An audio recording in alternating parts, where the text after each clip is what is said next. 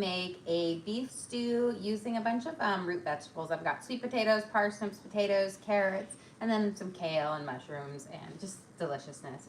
We're gonna do kind of like a beefy tomato, almost like a beef bourguignon broth for it. And then we're gonna make some sourdough blueberry muffins with a lovely like streusel topping on it. So let's start by getting our chuck roast. This is just a really small chuck roast, but we're gonna just chop it up and get it ready to kind of saute off in our pan. We're gonna do just a short little sear off in it. That way it will stay nice and tender and juicy, and then we'll throw it into our stew at the very end because this is like what I call like a quick stew. Doesn't have to simmer all day. We can get it and have it ready in about 30 or so minutes. So it's just a nice kind of way to do it quickly versus if you want to do the slow cook where you simmer the meat for hours to make it extra tender as well. Okay, we're gonna do just nice little bite-sized pieces because again, I think you're not gonna be cutting up your meat with a knife when you're eating a soup. And you can always just buy like, you know, already cut up, you know, stew meat if you wanted. I really love a good chuck roast. I feel like it's really delicious in stews. On there, you know, the only thing, this one doesn't seem to have a lot of like fat in it, but if you do find those really big fat veins, you just want to kind of cut those out.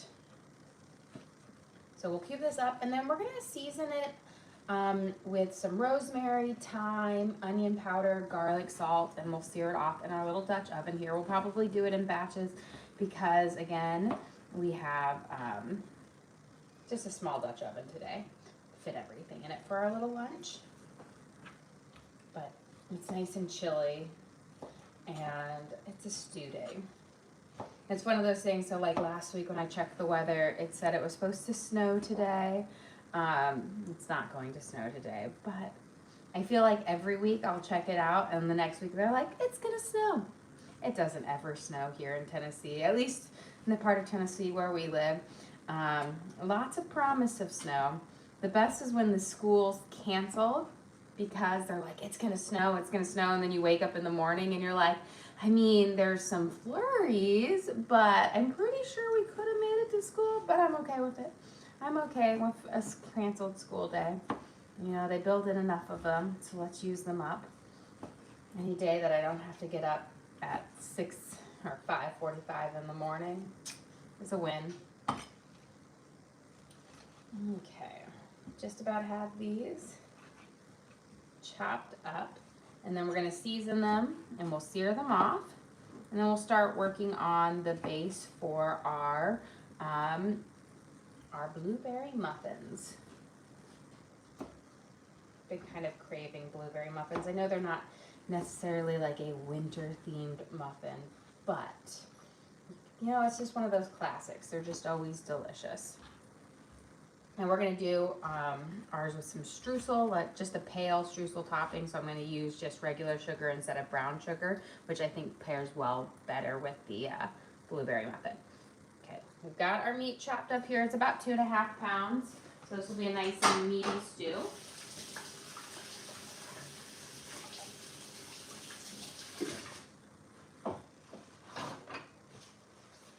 And then let's get this seasoned up. I've got my onion powder, which will give a nice, great flavor to the meat, as well as it's just gonna give it a nice little crust on it when it sears up as well. So we're gonna do this, nice sprinkle, probably gonna use around a tablespoon to a tablespoon and a half. You can be very generous with it, but while we're waiting, I'm actually gonna get my oil heated up. I'm gonna put in about a tablespoon of olive oil into my little Dutch oven here. And I'm gonna turn it on over about a 6, so like a medium high.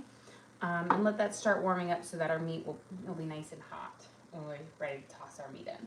We're gonna add some black pepper, probably use about a teaspoon or so. We're just gonna sprinkle it over the top. And then I have some dried thyme, and I'm going to use about a teaspoon. And we're going to, again, coat it over. I'm going to use some tongs to toss everything, but I want to have a lot of spices on it so that you get all these flavors. And any of those little spices that drop into the oil afterwards will just add more flavor to our broth. I've got some dried rosemary here. I'm going to do about a half a teaspoon. I find rosemary, especially dried, is pretty flavorful, so I don't want it to be too overpowering. And then lastly, we're going to do our garlic salt. I think, did I grab my brand new one? I did. I told you I never go without being understocked. Where? Ah, wrong cabinet. Skip. Before I open up the other one.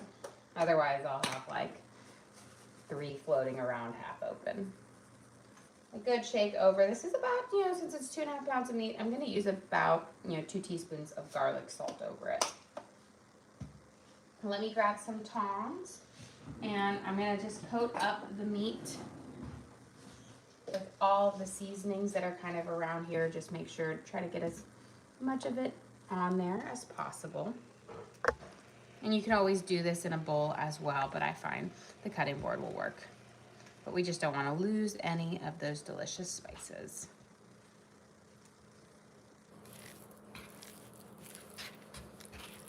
And then we'll do our quick sear off on it, which means our meat's not going to be kind of cooked all the way through. I want it to be more like a medium rare to medium rare, so that when we pop it back in at the very end, the heat of the stew will cook it all the way up, but it will keep it nice and tender. No tough pieces of meat. And that's just a really good technique to do for any of those quicker ones where you want to eat a nice rich stew faster than letting it cook and simmer all day. Okay, I think we're getting close to it being nice and hot. Let me grab a little drop of water, see if it's ready to toss it in to start searing off. You want to sear it off when it's nice and hot. Yep, it has a good sizzle. You don't want your oil to be cold or you're not going to get that good sear. Okay, we're going to drop this in here. Make sure you don't overcrowd your meat. So just make sure each piece of meat at least has its own spot on the bottom of your pan. Now, they can touch each other like, just loosely, but you want them to be able to, sear off nicely. And I'm hoping that I should be able to do this in 2 batches on here.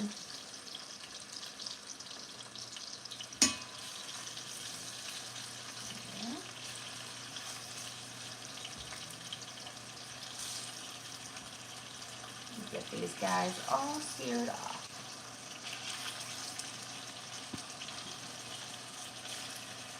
Okay, I think I get these last little bit for our first round, but you see I just have this nice base layer on the bottom of my pan. We're gonna let it cook up, and while we do that, we can work on our muffins over here. And so for today's muffin, we're gonna do our sourdough blueberry muffin. Let's start off with our liquid ingredients. Let me grab my sourdough.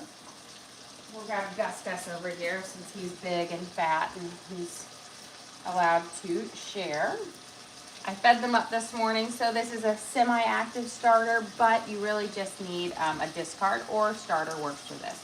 We're going to use a half a cup.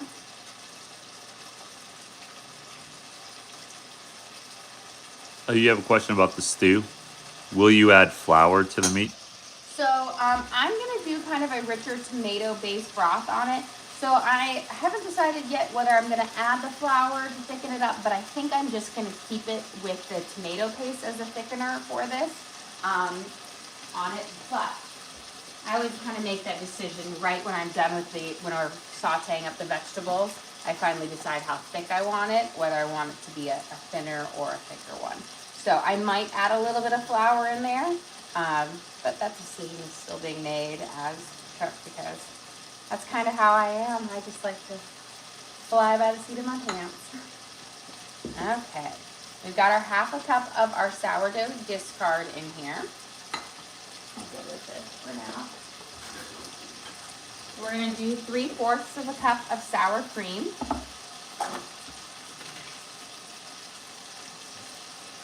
And I'm just kind of eyeballing it, but you can always measure it and be more precise if you want. Do a little be about 3/4 of a cup.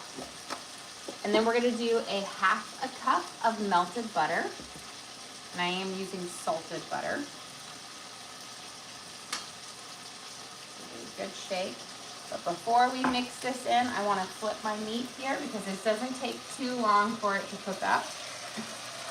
And essentially I just want them to have this really nice sear on both sides while still remaining like a nice pink in the center of it. The second side is going to cook a lot faster than the first side because it's already done most of that work of heating the base of the meat up.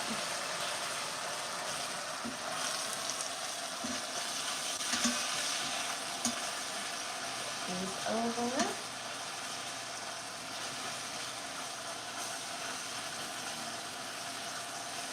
And knowing also that when I take this out of the pan to let it rest, because we'll then saute all of our vegetables into this, it is going to continue cooking from that residual heat. So I think the biggest trick to make sure that you have nice tender chunks of meat in your stew is just really make sure you don't overcook it at this part, because again, it will cook a bit more on the plate and as well as the broth when you throw it back into it. Put this guy.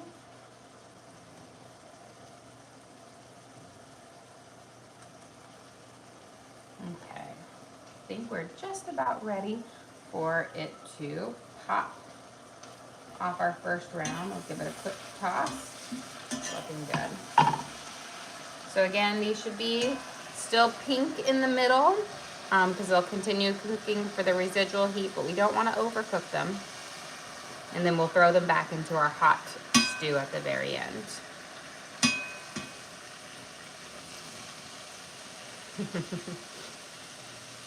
The cameraman is motioning exactly where they need to be placed.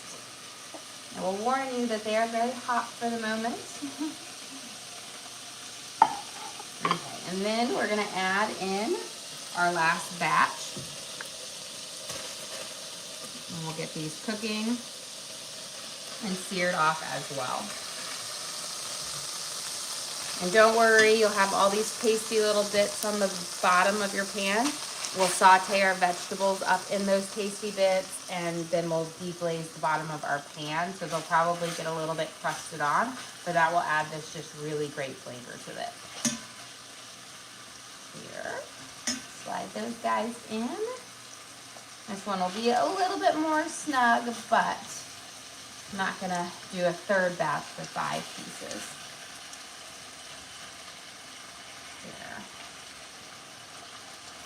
They're almost all primarily touching that bottom there. So that's going to allow you to get a nice good sear on them.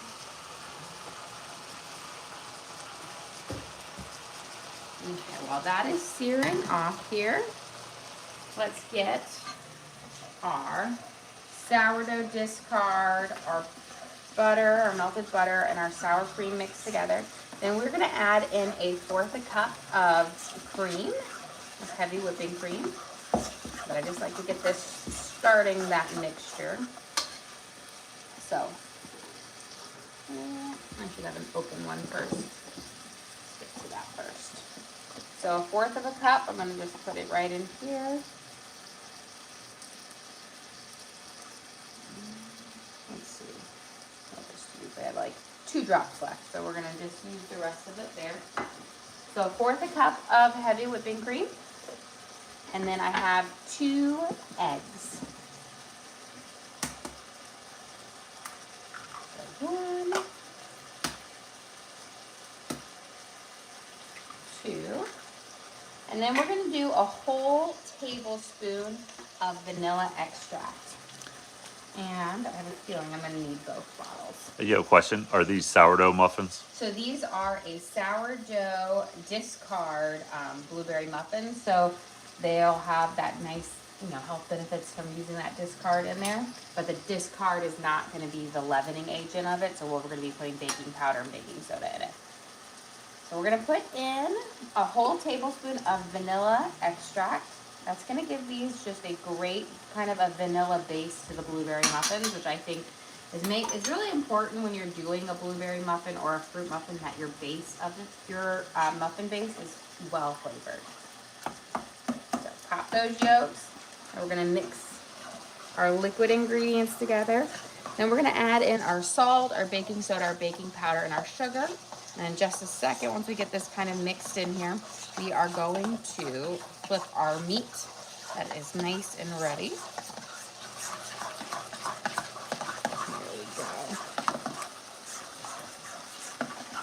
Give this a good stir.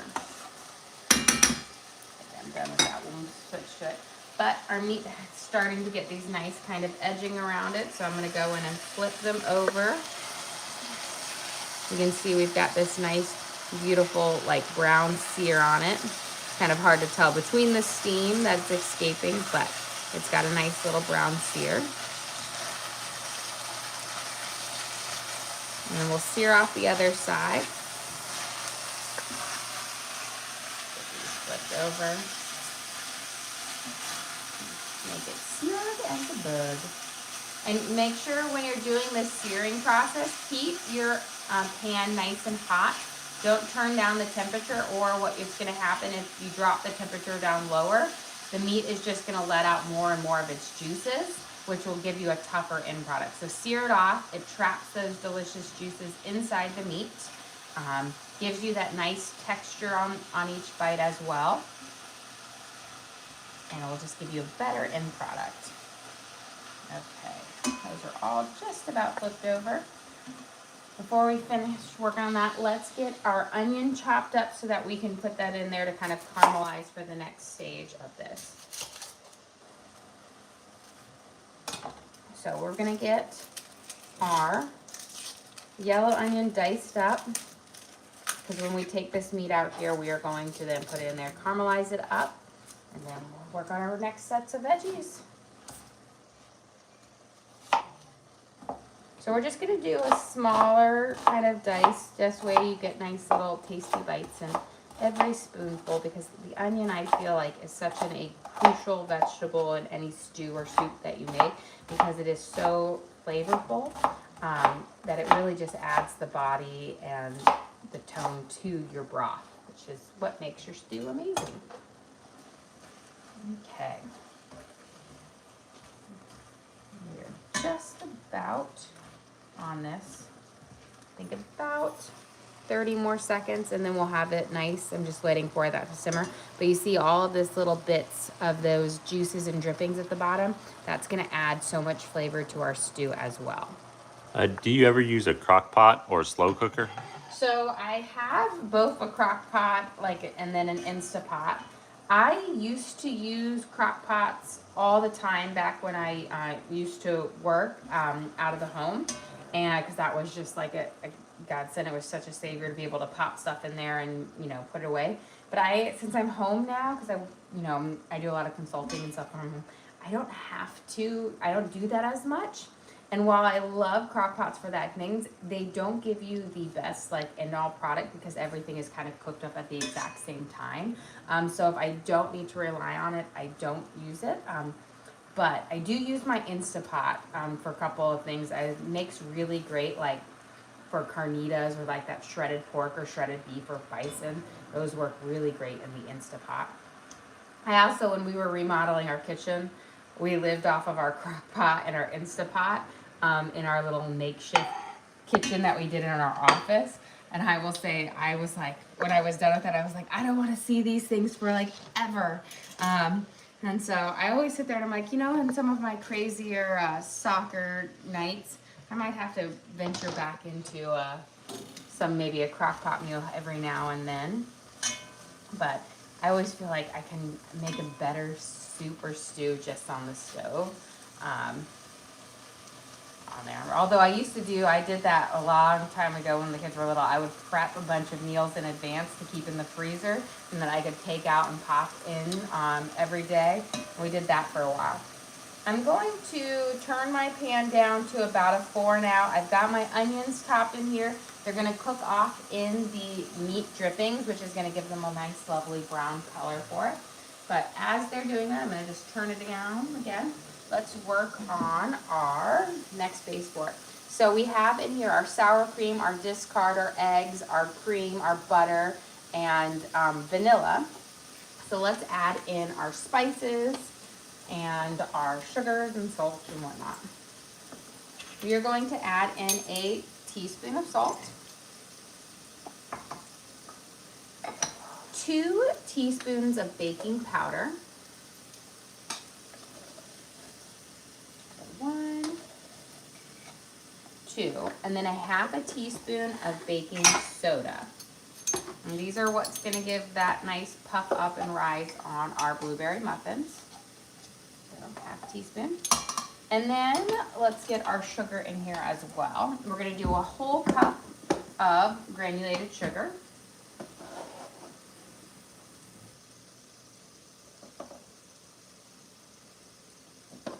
And we can mix all of this in. And then lastly, we will do our flour, but always wait to do your flour at the end. That way your muffin stays nice and fluffy, especially when you use a butter base instead of an oil base. Let's get these all mixed in. Make sure that baking soda and baking powder gets mixed all the way through. But it should start to make your batter a bit more fluffier as you mix it in, because it will start reacting with that sour cream and the sourdough discard, which is going to make these muffins just so light and fluffy and delicious, but still have that great richness from the butter base. Wanda says she's using that Japanese barbecue sauce and loves it. Oh, good. I'm glad. That is one of those like secret. I feel like it's become pretty popular now, but it is so good. It's such a great way to like just add that nice little Asian flair to dishes without having to be like a master of your sauces and whatnot. It's just so good. Okay, I've got my base here. We're going to add our flour in, but I'm going to give my onions a quick stir. We have them cooking up again in our meat drippings. You can see some of that rosemary and all of, the little spices in here. Question, how soon after you start a starter can you use the discard for recipes? So if you're starting it, they say for the health benefits best is after like day 5 or 6. But to be honest, you can actually use it in part. You're just not going to get the benefits of the sourdough in it. So a lot of recipes like this, you're not using your discard for any leavening purposes. So you could use it after day 1 if you wanted, if you had enough of it. But for it to have that nice fermented like kind of bacteria or that sourdough has, that you're not going to start getting until like day 4 or 5. Okay, we're going to put in 2 cups of all-purpose flour, and then we are going to mix these until they're just combined. You want a nice lumpy, chunky batter. So resist the urge to mix it until it's smooth. That will give you a dense, stiff muffin. The chunks in there, the thick, chunky batter, that is going to give you a nice, fluffy muffin. So we'll mix this until it's all incorporated. Again, I like to do this with just a spoon instead of breaking out like a hand mixer, because it allows your batter to just get mixed until the flour is incorporated and not any more. Hand mixers, they mix really fast, and so it's really easy to over mix. Here. So here we're almost to it. Beautiful. So you see how you've got some chunks in there. They're thick. It's gloppy. That's what you want. And now we're going to fold in our blueberries. You're going to use about a cup to a cup and a half. Just wash them and then pat them dry. You don't want to add too much extra liquid in it. I don't go less than a cup, because if you go less than a cup, you're going to get hardly any blueberries for it. And if you go more than a cup and a half, it gets a little too blueberry-licious, where you get more of a soggy muffin because the blueberries pop and put too much liquid in it. So that's kind of like that magic ratio. It gets too much what? Blueberry-liciousness. It gets a little too juicy. So we're just going to fold these in, and folding is just a simple technique to mix in without over mixing it, and that's just simply scooping down from underneath, picking up the batter and folding it over. It just allows it to evenly mix in there without over mixing your batter. There we go. Perfect. Okay, let's get these guys spooned out. Well, you know what? Let's see. Before we do that, because I want to get this next part in here, why don't we peel? Let's do our celery. Let's get our celery in here next, and then we'll do that. We're gonna let this saute up. So I've got 3 stalks of celery, but they're pretty massive stalks here. So I'm going to slice them down the middle a couple of times to make them smaller for our stew here, because I love the added flavor of the celery into this dish, but again, I don't want it to be a super huge component of the vegetable, but more just that flavor profile to the broth. So we're gonna dice it up fairly small. That way you'll get all of that flavor, but you're not just hit with a huge chunk of celery. And how do you decide which order to put into the soup? So I like to go, I start with the onion always, because the onion is the vegetable that just needs its time in the pan on its own to really bring out its flavors. Then I typically go celery next, but I feel like celery and carrots are one of those ones that you can do at the same time if you need to. But celery next, because it's one of those aromatic flavors that work really well, and you can caramelize its flavor as well. Then you go after those two from hardest and firmest to softest. So it will be carrots, parsnips, potatoes, sweet potatoes, mushrooms, kale, in that kind of order, because the firmer, harder ones you want first, because they're going to tolerate the heat better and longer, and they need more time to cook. The softer vegetables typically have a higher water content, meaning if you put them in there, they'll release a lot of liquid and make it to where you have got a soggy mess at the bottom of your pan. So I've got my celery in here. We're gonna give this a quick stir and kind of coat it up. I'm gonna give just a small drizzle of olive oil right here in the middle, just to have a little bit more of a base in there. About a teaspoon or so on there, because I don't want it to dry out too much. There. And then we're gonna let those kind of saute up. Let's get our muffins going. We'll have those baking up and then we can work on it. But celery and onions are these aromatic vegetables that if you give them a chance to really cook up a little bit more, where's mine? Here they are. They let out more flavor, and they'll they'll make your broth nicer for your stew. All right, we're gonna put our muffin wrappers in for each one.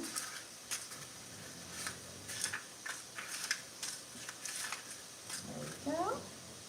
And this recipe, it makes about a perfect kind of dozen. Grab my spoon.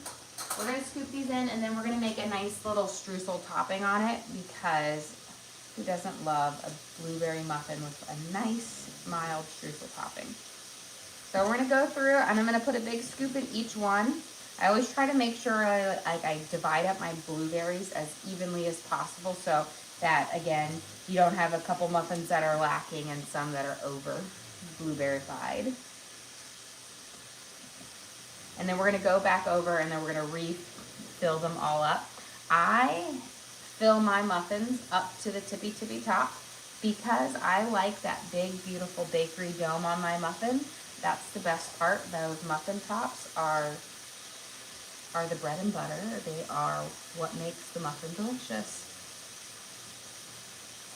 So we want to make sure we emphasize that. Now, if you wanted to, you can definitely fill them up 3/4, and you could stretch this batter a little bit farther to make more muffins, smaller ones. You're just not going to get as nice of that dome on it.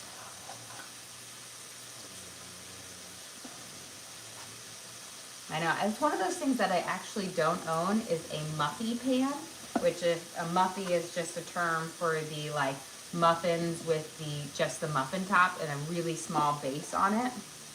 But I also find that muffies just don't cook up quite the same as a muffin. And so it's like you get that top, but it's just not the same muffin top as if you were having the whole muffin.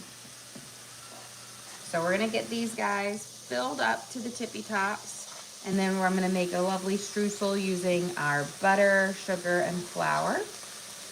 And that we'll put on top of each one of these to give them, of course, that just delicious flavor. Now try to make sure when you're filling these guys up that you fill them up as evenly as possible so that they bake up evenly.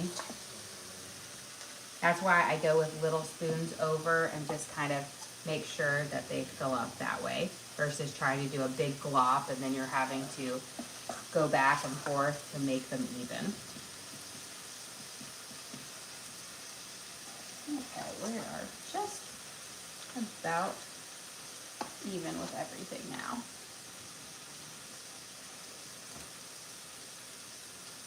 And it is a nice thick batter, and that's due to the butter.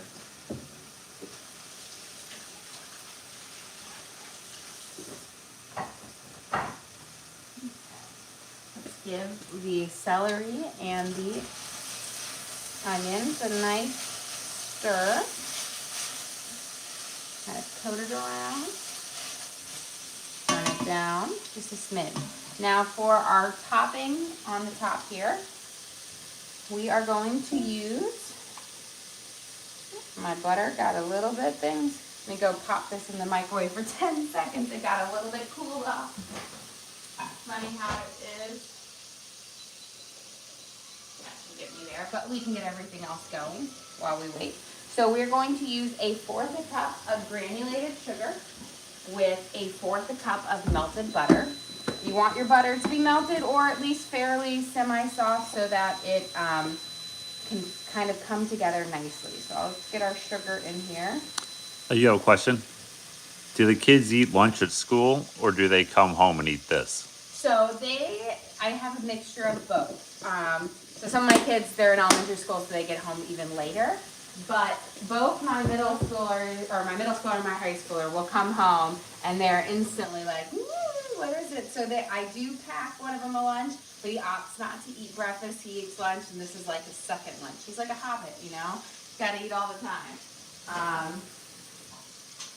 My oldest, she refuses to eat school lunch. And I'm just like sitting there and I just like, you know, if we get hungry, it's okay. And if she gets hungry, she eats their like cookies and their biscuits. And I'm like, well, that's not real food. But she always comes home and she's like, I'm hungry. And I'm like, well, good thing. There's food typically ready right when they walk through the door. So they'll eat this. And then when Teddy's here from school, he has it. After he wakes up, he has his second lunch. And he's just, I swear my kids are half hobbits. Okay, we've mixed 1/4 cup of sugar with 1/4 cup of melted butter. So you have this nice kind of sugar paste. And then we're going to add up to 1/2 cup of flour. But you need just enough flour to get a nice crumb that holds together but isn't too crumbly. So I like to just start with a little bit at a time to mix it in. And I just find that doing it with melted butter versus room temperature butter just allows it to incorporate a little bit easier versus having to like use your hands to incorporate it a bit more. Okay, we're getting there. We're starting to get our chunks forming. Add just little by little so you don't add too much in there. So give this a good toss through. And might add a couple more pinches of flour because I want it to be enough to fall apart but hold together when you squeeze it. So I always say, if you know what kinetic sand is because you have kids, it's going to look like this, but if you squeeze it, it's going to form a crumb. So this is the texture that you want it. You don't want it to be too thick where it's all stuck together because then it won't cook up right. Is the little meat bites delicious? The cameraman is helping himself over there. Always seems to want his meat plate right by him.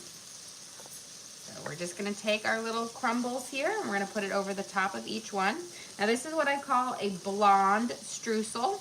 So I make, you can do streusel with brown sugar or with granulated sugar. The granulated sugar is going to give you that paler colored streusel, which I think, and it has a more mild flavor. It's not as rich. And it works really well with like blueberry muffins, lemon muffins, muffins that you don't want that rich flavor of molasses in, versus if I'm doing like an apple or pumpkin muffin or one of those heartier ones, then I do a streusel with brown sugar in it. Put this over the top of each one. Give it a little gentle kind of love tap to kind of make sure it all holds in there nicely. And then we're gonna go pop these in the oven. Now these without the streusel will cook for about 18 minutes at 400 degrees. With the streusel, they typically need a smidge more. Give this a nice stir real quick. That way we'll be ready for those carrots when we come back over. But the streusel popping acts like a slight coat, like a little insulator. So it makes the muffins take a little bit longer to cook. So we're gonna pop them in here at 400 degrees. And I'm gonna set my timer for 20 minutes. And I find that it takes just about 2 extra minutes than my base muffin recipe to cook them, because again, it's like a little coat. It helps kind of keep it more insulated, weighs it down so it doesn't pop up as well. Let me wash my hands, get a little of that streusel off. And let's get this stew on the road before the cameraman eats all of the beef. And then I'll have to say, where's the beef? Okay, we've got our carrots, or not our carrots, our celery and our onions nice sauteing up. They're starting, the onions you can see are getting translucent. Let's get our carrots in here. I've got 2 pretty fat carrots. These are big ones. So they're probably equal to 4 of the smaller ones, the thinner ones. You can always use baby carrots and just dice them up. But I do buy most of my produce in bulk because we're a large family, so get full carrots, which is very versatile because you can use full carrots a lot more ways than the baby ones. We're gonna kind of cut off our tops, and they last longer. And because these are so fat and thick, I'm going to cut them up. I'm probably actually going to cut these tops up into thirds so that we don't have super huge chunks of carrots, because I like my stews where you have just good chunks of veggies throughout, but not necessarily like a whole carrot piece in every bite, but little bits. And they cook up a little bit faster, which is nice when you're doing a kind of a quick version of a stew, which is nice, especially when you want to get dinner or lunch out quicker and without slaving over the kitchen stove for too long. Okay.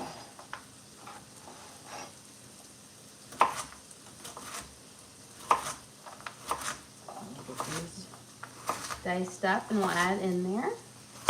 We're doing a lot of root vegetables in our stew today because I feel like they'll make it nice and hearty. They're really bring out the flavors that we're gonna use kind of in the make of our base of our broth. We're gonna use tomato paste, beef bouillon, and a little bit of red wine as well, just to add this nice kind of richness to it. So we've got our carrots. So it makes it a nice hearty base to it. Toss those in here. We're going to give them a nice stir up, kind of coat them with those meat drippings, that residual oil. Don't worry if you have little bits of spices and onions and stuff sticking to the bottom of your pan. When we go to deglaze it with the broth and the bouillon, that is going to lift all of those up. And as they sit on the bottom of the pan, they're not burning, but they're caramelizing. So their natural sugars are bringing out this richness of flavor, which is just the best. We've got a parsnip right here, which looks like a white carrot. If you've never had a parsnip before, you can typically buy them right next to the carrots and the celery and like the radishes there. They have a lemony flavor to it, and they're more spongy than like a carrot. So they're not as dense and firm, but they have just like a really lovely flavor to it. And I find that they work really well with carrots and sweet potatoes, and we are going to be adding a sweet potato in here as well. But they hold their form well. Now, they are a bit more fibrous than carrots, so a lot of times I'll use them in a sweet potato mash, but they're stringier if you mash them. but I feel like the lemony part of them is gonna play well with the thyme as well as the tomato paste that we're gonna be using. That acidity from both of them I think is gonna work out well.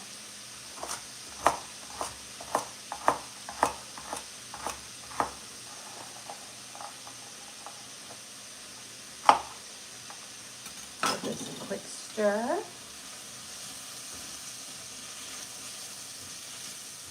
And then we'll pop those guys in there.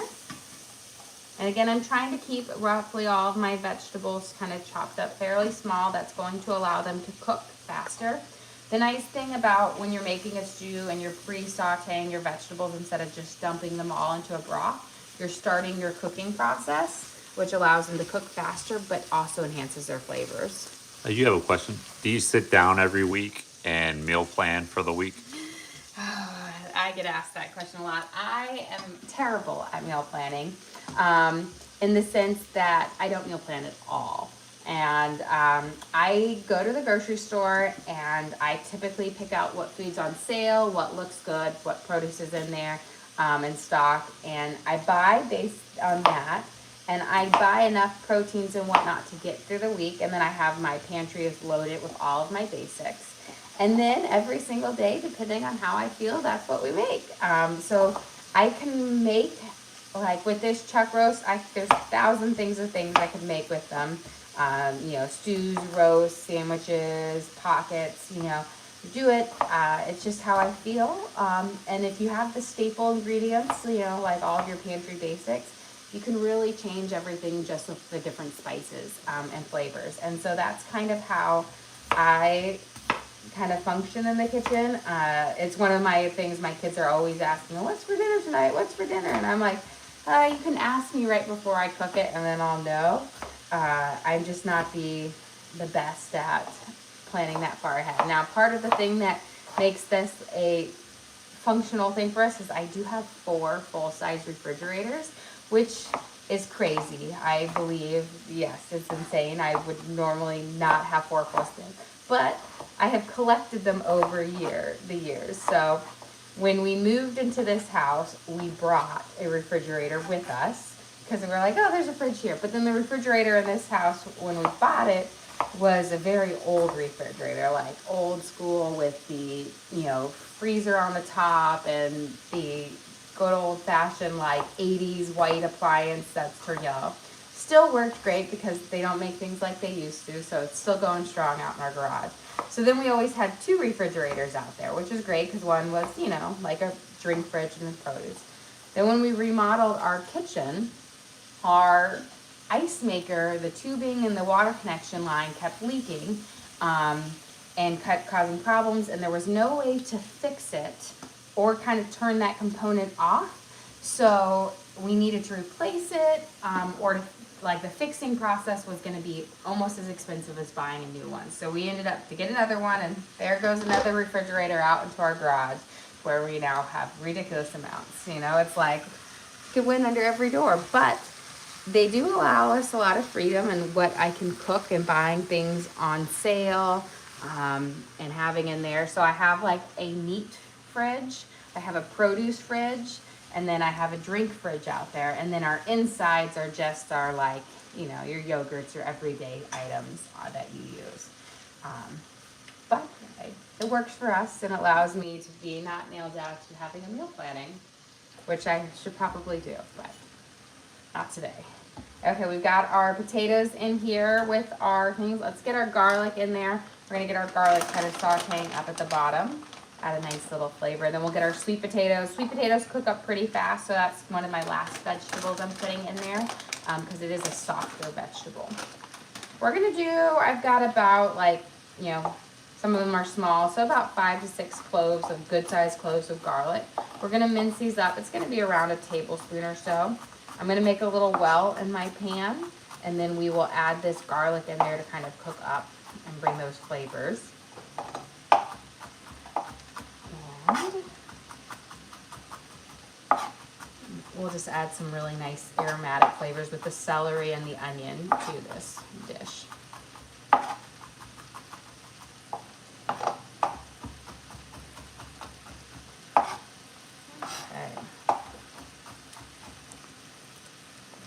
Do you have much leftovers on a typical day?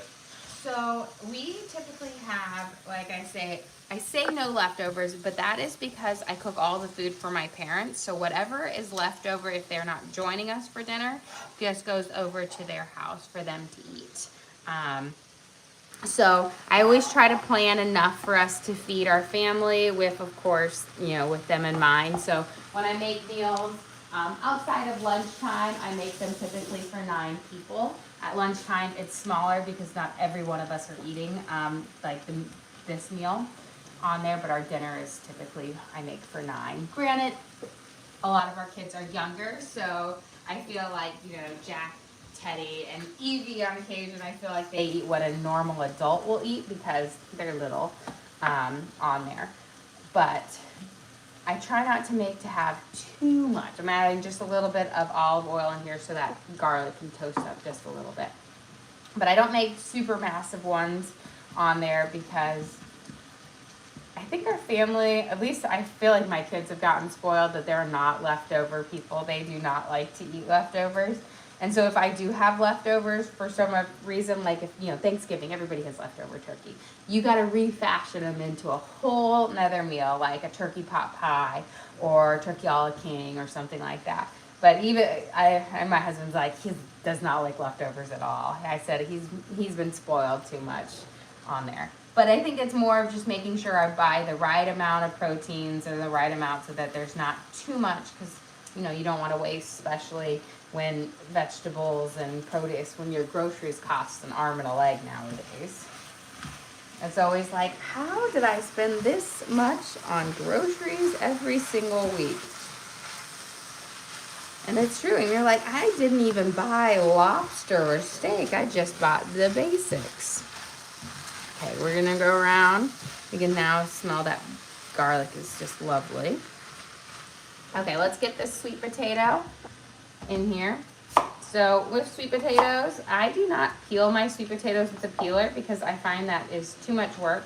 They are actually really easy to peel with a knife, and you get past the dry white skin. So if you look in here, a sweet potato has this nice tender and then this outer part, which is more dry and fibrous. When you peel with a knife, you get past that. If you do a peeler, it just kind of, you get stuck with that. It's just not as nice.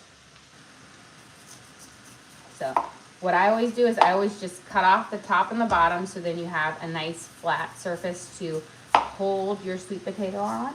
And then you just kind of slide your knife over it, gently around it. And this is the same thing as how I peel like butternut squash, rutabagas, any of those weirder shaped vegetables. And then it's pretty easy too.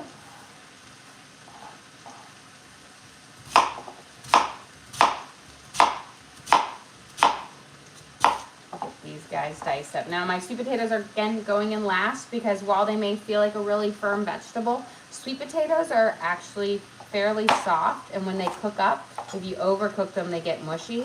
So I add them in last so that I love the flavor of them in stews, but they are not ones that you can leave unattended in there or they will turn to mush.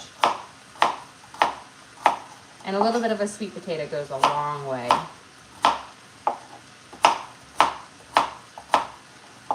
Get these guys up and ready.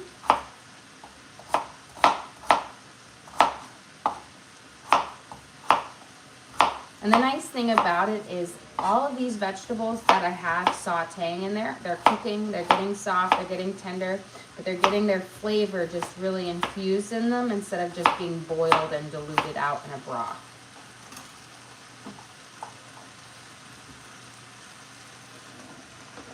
Let's add our sweet potatoes in. Do you know what you're making for dinner yet? So, dinner, that is the question of the day. I am not 100% sure yet. I went grocery shopping, so I have way too many options. But I have an idea of what I might want to do, which uses some pork belly. I bought a big slab of pork belly from Costco. And so I might do recreate this dish I had at Dollywood over fall break there. It was they had their harvest festival on, but it was this pork belly on essentially like a naan or pita bread with this little vinaigrette and a arugula salad. And so I have all of the ingredients. My husband's like, you don't need the salad. And I was like, it was a key flavor profile to it, so it is essential. But I think I might do that for dinner tonight. Something a little bit different, but I think will work well. Change it up some. It was really, really good. In fact, we like got 2 of them because we ate it and then we went back for more because they were really good. So actually, I think I have the picture somewhere. I think I took a picture of it. I think I took a picture of us eating after it was eaten halfway because it was so good. We were like, oh, we should take a picture of it. And it's like, so you can't really tell what it was. But it was one of those things. It was nice. I always like to do those. You know, when you go to some of those places, they'll do like a food festival, like Disney World's done that. We did that one year at Epcot, and that was awesome. And we did one at Anakisa, they had a food festival, and Dollywood over fall break, and we did both of those. Because I always like to try new things to recreate them, because for me, I don't like to get stuck making the same thing over and over. I like to be adventurous, make my kids keep guessing what they're getting for dinner tonight. So we're gonna add in our mushrooms. This is about, like 8 ounces of mushrooms sliced up. Again, I just buy mine in bulk, so I have them there. Give them a quick saute. And they should sink down just a little bit. And then we're gonna add in some of our tomato paste and our spices for this next part, but let's get those kind of touching on there. I'm making a well because that is where we're going to put our tomato paste, so it gets a little bit of heat first.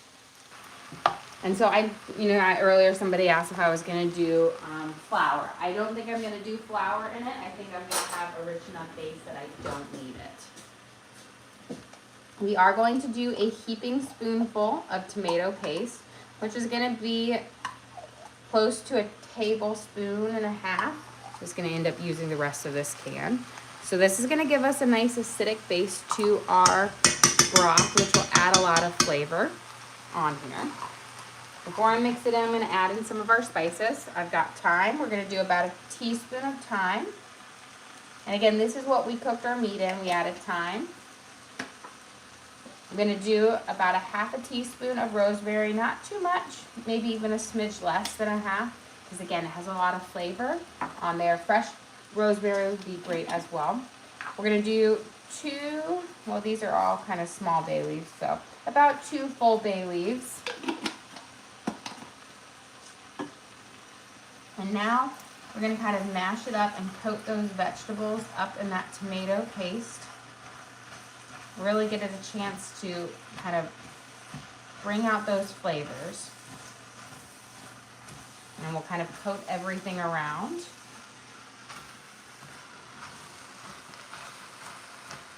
There. And you just need it to kind of cook up for just a few minutes while you do that, because you want it to just get a little bit of that heat before you dilute it down.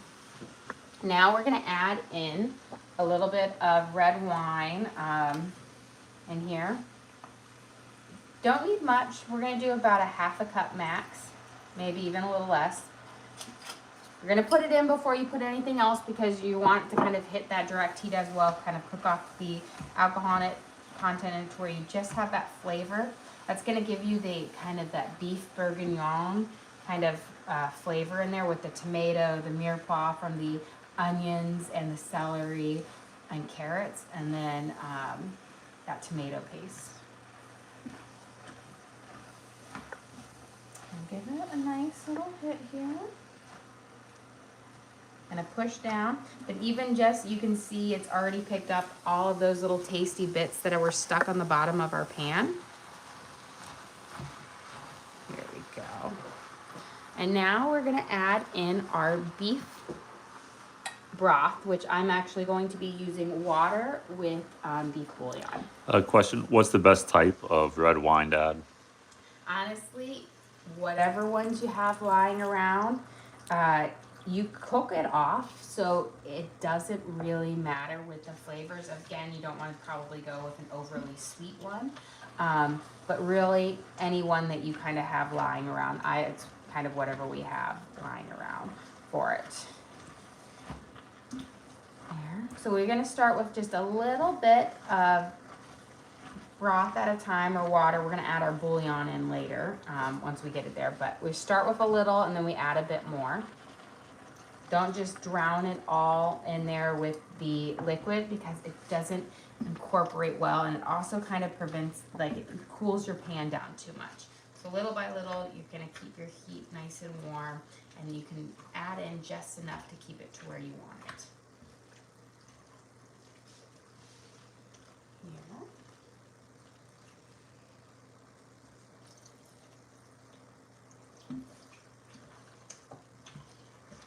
Again, coating it up, and you can see how it's already we've got a thick base to it using just our thing. Let's add, and add a little bit more, and then we're going to grab our muffins out here in just a second, but I want to get that in there so it has a chance to kind of heat up. Okay, I think that's good. So we use just a little under 4 cups. We're going to let that heat up. When we come back, we'll add our beef bouillon in there, and we'll let that simmer. But let's go grab our muffins out. We'll check to make sure they're done all the way. We'll want to make sure we give them the little tap on the top, because again, with that streusel, sometimes it takes a little bit longer, but they look pretty good. Yep, they look nice and firm.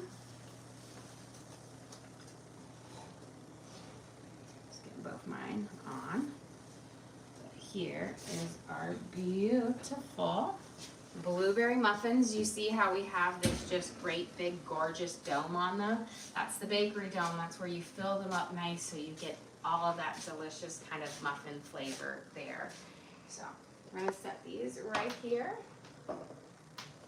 Sit and kind of cool up. And again, we made our base of our blueberry muffins. We have our streusel topping on there, which was our granulated sugar, butter, and flour, but we have sourdough, a whole ½ cup of our sourdough discard in here, plus sour cream, sugar, 1.5 cups of blueberries, flour, and then a whole tablespoon of vanilla extract, because that just gives you a nice vanilla flavor base that just complements the blueberries so well for our muffins, these are one of my favorite muffins because you can't beat a blueberry muffin. Okay, let's get our bouillon in here, and then we'll chop up our kale. We'll get our meat back in here. We'll let this simmer up. Again, since most of our vegetables were already sauteing, they're probably primarily mostly cooked already, which is nice. And we'll taste and season everything, make sure we got it to where we want, and we'll be ready to serve up. So we're gonna do a nice big heaping spoonful of beef bouillon. Kind of flavor it up.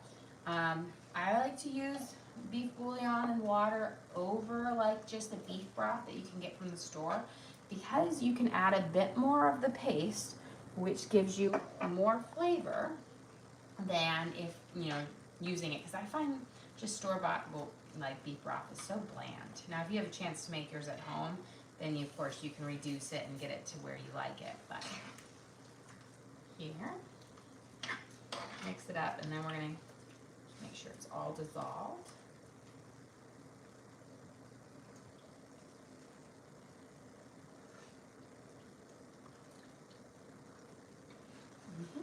Perfect. I don't think I need to add anything else. And the nice thing is you don't need to add any extra salt because the bouillon has it, whereas if you use a beef broth, you will have to adjust and add a bit more salt. Okay, we're gonna get a little bit of our kale chopped up. We'll get our meat back in there, and as that simmers, so I've got a couple leaves of our big dinosaur kale, or whatever you want to call it. I think it goes by a couple different names. We're gonna take off the middle stalk in there. That way you just have just the nice kind of leaves left over, because I find that the center stalk of kale is pretty bitter. Even if you cook it down, it still retains that bitterness of it. So take it out. You're just going to have just the good leafy parts to it. And it's fairly easy. You're just gonna kind of pull at the leaves and they should all come off fairly nicely. But if you want to use the pre-chopped kale, you use just about, you know, 2 handfuls once they're all kind of cut up. So we're going to just chop it up so you have smaller little bits, because you don't want to be eating and then you pull out a huge string of kale. You can see our stew has already got a lovely rolling boil on it. And it's got a nice thick velvety broth in there made from our like tomato paste, our red wine, our beef bouillon, and then the spices of thyme, rosemary, bay leaves, garlic. And it's chock full of carrots, onions, potatoes, sweet potatoes, parsnips. So we've got a lot of great vegetables in here as well, and then mushrooms. But it's kind of like I said, it's a play on like a beef bourguignon.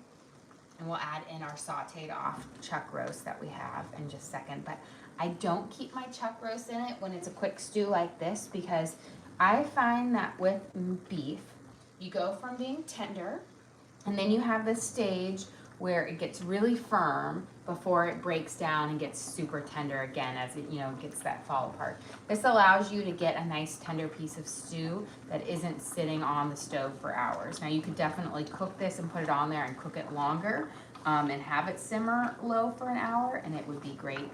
But this allows you to eat it and it be nice and tender then as well. Okay, let's pop in our kale. Now, kale is one of those ones that you can put in now and let it simmer. It's going to keep its form very well. You know, if you're going to do spinach instead of kale, you're going to just drop that in right before you serve it, because it does wilt away fairly quickly. And now we're going to add in our beef chunks here. My husband's doubting my ability to get these in, but I think I can get these in. I think there's enough room. Although this wouldn't be the first time that I have picked too small of a Dutch oven. And how much tomato paste did you use? I was probably close to 2 tablespoons, because I was going to use 1.5, but I finished off the can. So it's probably 2 tablespoons in here. So it's going to have this nice, rich, beautiful tomato broth to it. That is just going to have a lot of great flavor. We're adding in our chuck roast that we sauteed, like seared off, so it should have a nice kind of medium rare cook on it. Be nice and tender. Scoop this around, and then we'll put our last little bits under. But just removing it out just allows you to prevent it from overcooking in the saute portion of the stew. And now it's got the juices and the flavors here. Looks like I'm gonna get all of this in here. Barely, but we made it. Beautiful.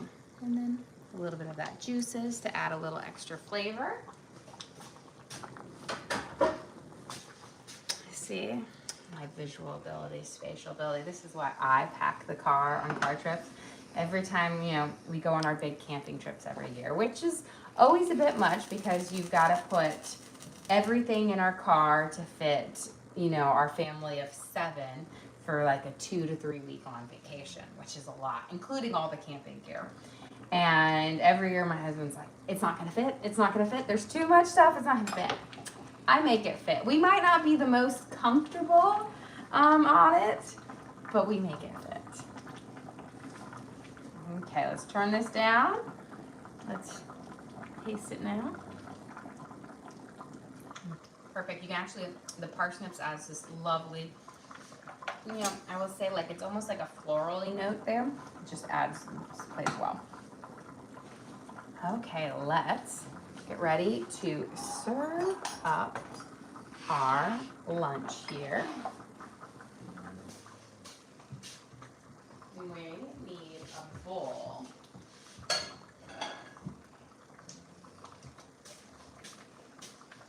And I'm gonna get a little bit of Parmesan cheese to sprinkle over the top, because again, that is gonna add a nice bit of flavor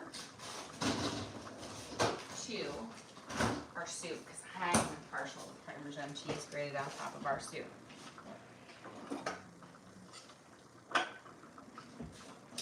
Ladle, and then we will be ready to serve up. Beautiful. Slide this guy over here.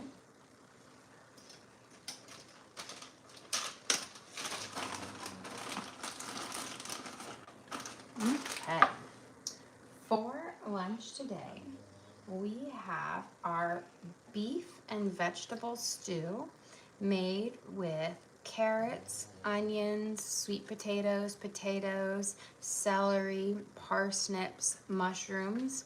We made a really rich and delicious broth using tomato paste, beef bouillon, and red wine, thyme, rosemary, bay leaves to add just like a great seasoning to it. Just a really nice hearty dish. And then of course some kale, and we're gonna top it with some fresh Parmesan cheese, which is going to add just again a nice pop of flavor. And then for our dessert, because you need to have a little bit of sweetness, we have our homemade blueberry muffins with a nice lovely blonde streusel topping on top, made with sourdough discard, so of course it has the good benefits of sourdough in it. Well guys, thank you so much for joining us here. Don't forget to like and subscribe. I try to do live cooking shows every single day, kind of show you what we're making for our family and hopefully teach you guys something along the way. Again, we do upload all of our videos to the link on our page, so if you ever want to recreate any of these recipes at home, you can just go to our page and search for what we made. So we have our beef root stew. I feel like I'm going to call it beef root stew because that sounds fun. And our homemade blueberry muffins, and you can always watch and cook along with me again. We also have a link to our Amazon storefront that has all of our different cooking gear and gadgets in it. I've got my Dutch ovens, my bakeware, my knives, my cutting boards, all the different things I use in the kitchen I have in there for you guys to check out. But again, thank you so much for joining us here. Don't forget to like and subscribe.